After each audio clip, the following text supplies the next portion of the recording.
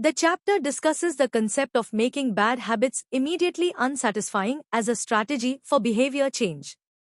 It begins with an anecdote about Roger Fisher's proposal during the Cold War era to physically connect the decision to launch nuclear weapons with the act of killing someone, making the consequences of such an action more immediate and real.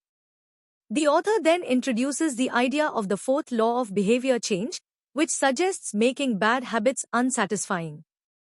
They argue that adding an instant cost or consequence to a behavior makes it less likely to be repeated.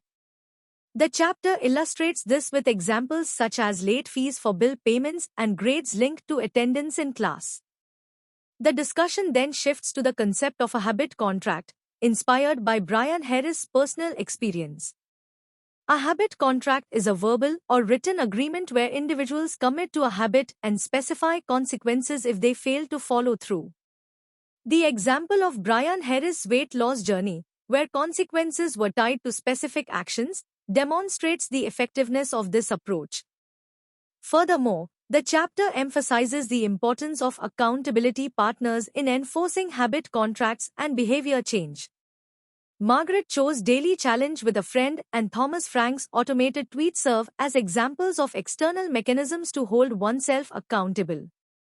Finally, the chapter advocates for making bad habits immediately unsatisfying through strategies such as habit contracts and accountability partners, thereby facilitating behavior change.